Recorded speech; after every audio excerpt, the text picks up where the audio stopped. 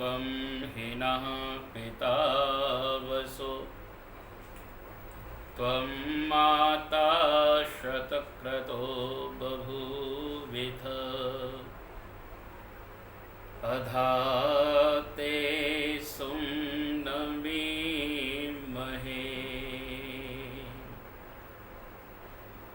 ॐ उपत्वाग्ने दिवे दिवे दोषावस्तर्धिया वयं नमो भरन्तये मसि ॐ शन्नो देवीरभिष्टय आपो भवन्तु पीतये रविश्रवन्तु नः निंदक नियरे राखिए आंगन कुटी छवाए बिन पानी साबुन बिना निर्मल करे सुभाय दस्तूर मोहब्बत बस है यही हस्ती को मिटाना पड़ता है जिस दुख को फरिश्ते सह न सकें उस दुख को उठाना पड़ता है। ऋषि वशिष्ठ वेद के वेता वामदेव गुणगण के नेता थे पुरोहित धर्म में पूरे श्रमदम सत्यशील में शूरे निगमागम के जानन हारे विकसित बौद्धिक बल के क्यारे ज्ञान विज्ञान भरे भंडारे कर्म कांड के ज्ञाता भारे उनके यतन कर्म से भारा धर्म कर्म का हुआ विस्तारा याजन यजन देश में होते भक्ति प्रेम में बहते सोते संत ऋषि महर्षि मुनि आते अवधपुरी में धर्म सुनाते सुजन भक्त त्यागी वर जानी सब जन पढ़ते वेद की वाणी। ओम शांति शांति शांति।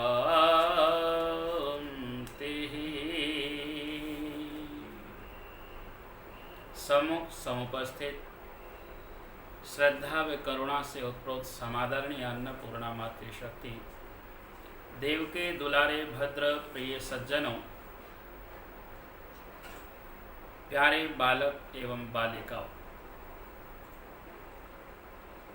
बहुत ही सुंदर भक्ति भजनों के माध्यम से विचारों का श्रवण कर रहे थे, जिनमें जीवन को आदर्श की तरफ कैसे ले जाया जाए, जीवन में सुख और शांति को हम कैसे प्राप्त कर सकें, इन बातों पर विशेष विचार किया जा रहा था। मैं भी पिछली कड़ी से कड़ी को जोड़ता हुआ आपके सम्मुख एक और चौपाई के माध्यम से वैदिक चिंतन को रखने का प्रयास कर रहा हूँ। आशा है आप बड़े ही ध्यानपूर्वक इस चौपाई का श्रवण भी करेंगे और साथ साथ में चिंतन करेंगे। और आशा करता हूँ कि आप इस चिंतन को केवल यहाँ इस चार दीवारी के भीतर ही न रखें, बल्कि अपने घरों में, अपने आस पड़ोस में, अपने मिलने जुलने वालों से भी आप इन बातों की चर्चा जरूर किया करें। चौपाई इस प्रकार से है, जब रावण ने अपने छोटे भाई विभीषण को अपमानित किया, लानतें दी, विभीषण ने लंका छोड़ने का पक्का विचार बना लिया और श्री राम की शरण में जाने का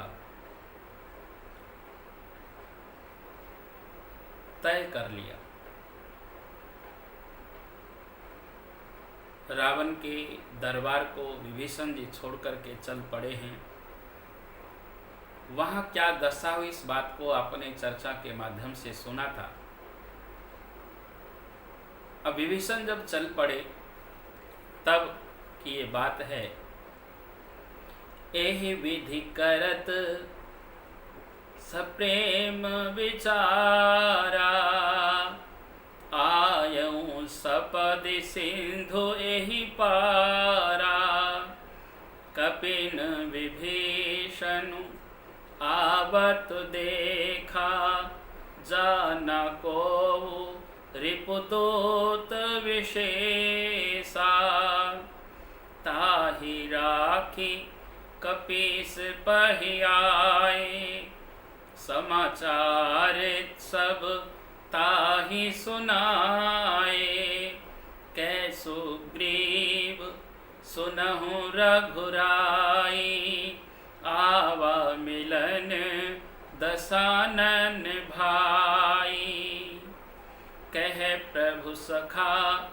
बूझिए काहा, कहहि कपीस सुनहु नर नाहा, जानि न जाई निशाचर माया, काम रूप केहि कारण आवा, भेद हमार लेन सठियावा, राखिए बांधि मोहि अस भावा, सखा नीति तुम नीक विचारी, मम पन शरणा गत भयहारी, सुन प्रभु वचन हरस हनुमाना, शरणागत बत्सल भगवाना,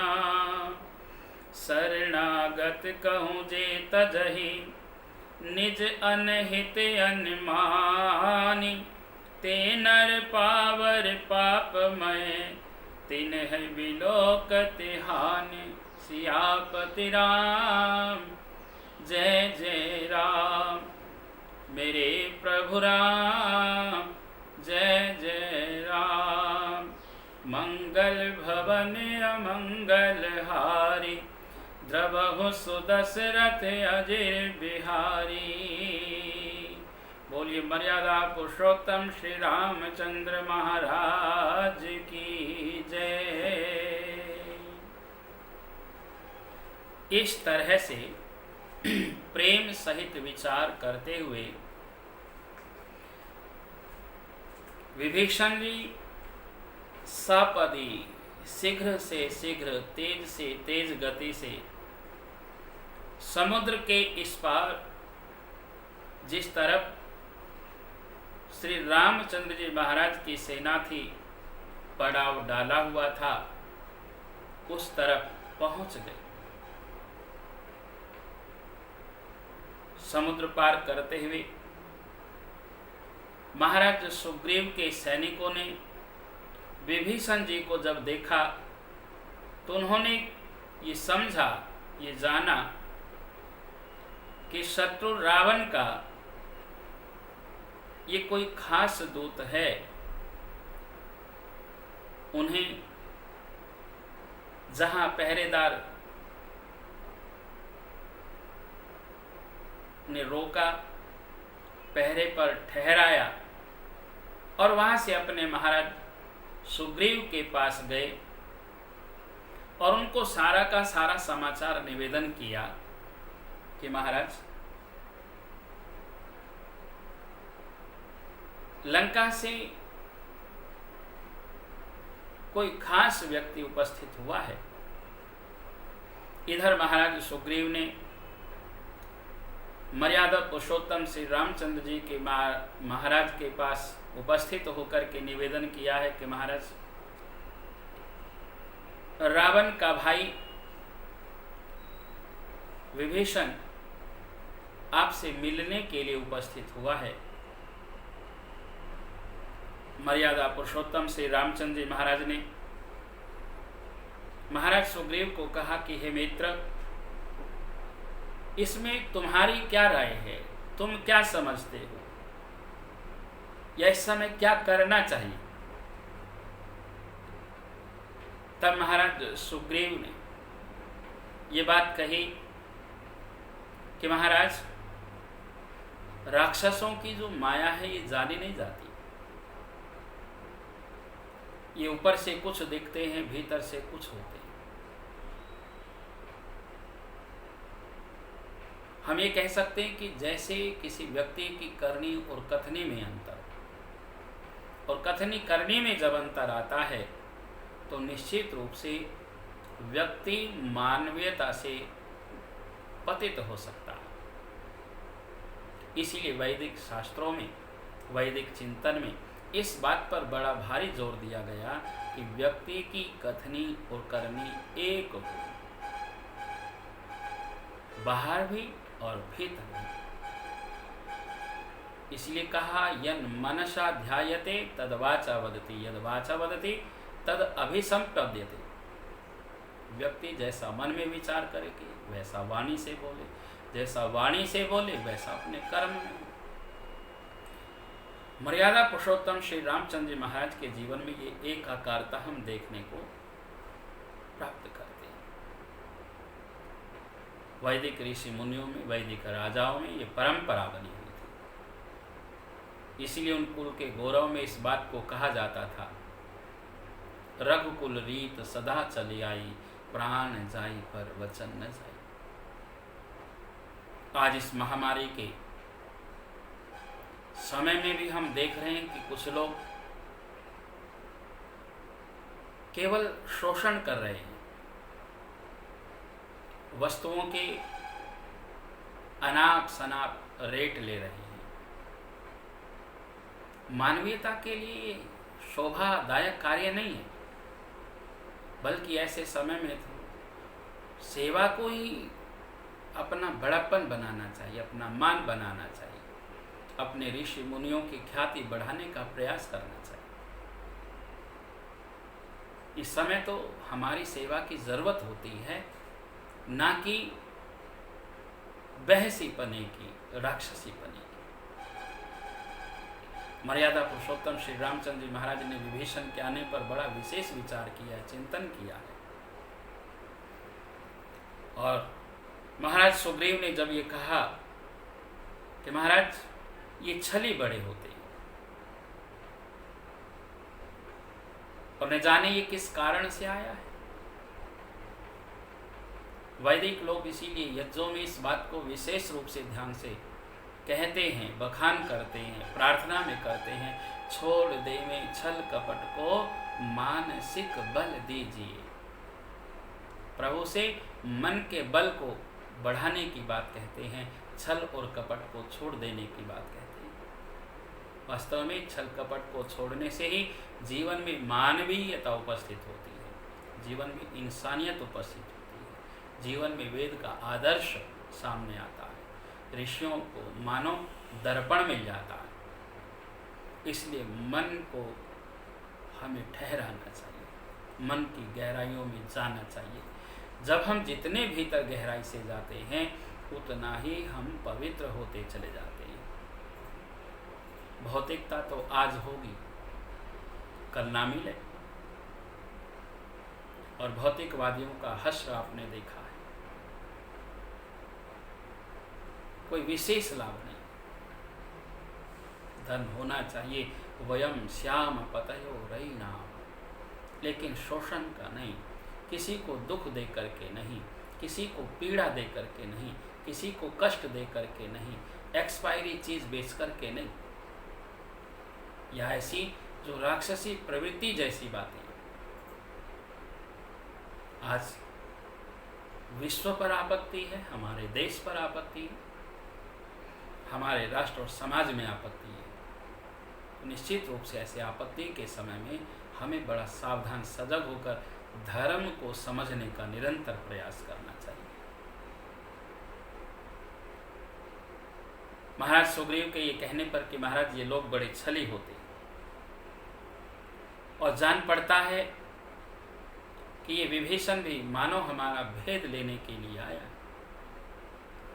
इसलिए मुझे तो ये अच्छा लगता है, मेरी ये राय है कि इसको बांध करके रख लिया जाए। वेद शास्त्रों नीति के जानकर मर्यादा पुरुषोत्तम श्री रामचंद्र जी महाराज, जो मानवीयता के लिए एक बहुत बड़ा सबक है, वो कहते हैं, मित्र तुमने नीति तो अच्छी विचारी है, नीति तो ठीक ऐसा ही विचार करती है, परंतु मेरी नीति में, मेरे न्याय में, मेरी बात में, मेरे विचार में तो है कि जो शरण में आ गया है, जो शरणागत हो गया है, उसके भय को हर लेना चाहिए, उसके डर को समाप्त कर लेना चाहिए, क्योंकि अभी हमने उसके मन में क्या चल रहा है ये बात उसकी वाणी से नहीं सुनी है। मर्यादा पुरुषोत्तम श्री रामचंद्र जी महाराज के जैसे ये वचन वीरवर हनुमान जी महाराज ने सुने तो वो बड़े हर्षित हुए, बड़े प्रसन्न हुए और मन ही मन ये विचार करते हैं, मर्यादा पुरुषोत्तम श्री रामचंद्र जी महाराज देखो कैसे शरणागत वत्सल हैं, शरण में आए हुए पर भी पिता की भांति कृपा करने वाले हैं, अपने शरण में रखने वाले हैं, दूसरों का भय हरण करने वाले हैं। माता सज्जन, मर्यादा पुरुषोत्तम श्री राम बनना तपस्या का कार्य है, जीवन का महत्वपूर्ण कार्य है, मानवीयता का उच्च आदर्श है भगवान श्री रामचंद्र जी महाराज। इसीलिए तब ये विचार करने पर मर्यादा पुरुषोत्तम श्री रामचंद्र जी महाराज ये कहने लगे कि जो मनुष्य अपने अहित का अनुमान करके शरण में आए हुए का त्याग कर देते हैं, वे मूढ़, वे क्षुद्र हैं, वे पामर हैं, वे पापमय हैं, और उनको तो देखने से भी हानि होती है, उनको तो मानो देखने से भी पाप लगता है, क्योंकि मन में पहले ही पाप समाहित हो जाता है। और हम आर्यों में तो पाप रहता ही नहीं, बल्कि पाप का नाश किया जाता है, विनाश किया जाता है। आओ इस चौपाई के माध्यम से हम सब पापों का खात्मा करें, पापों को समाप्त करें, अपने घरों में यज्ञ की ज्योत जलाएं, वेदों का पारण करें, कैसा भी कठिन समय क्यों ना हो, इन चारों वेदों के वेद मंत्रों का पारण नित्य निरंतर हम मंत्र संहिताओं का गायन करें, दुख से बचें, परिवारों में खुशहाली की कामना करें, जिससे कि जीवन में उत्तमता श्रेष्ठता हो। और इस समय में आप अपने घरों में रहिए और चिंतन करिए, घरों में ठहर करके एकांतवास का ये समय मिला है, भगवान सबों पर कृपा करे, सब परिवारों में खुशहाली हो, और इस पूरी परिवार ने जो ये जिम्मा लिया हुआ है इनका भी ये जिम्मा पूरा हो। निश्चित रूप से इन बात और भावों के साथ, इस चौपाई के साथ अपनी वाणी को यही विराम देता हूँ। ओम शांति शांति शांति।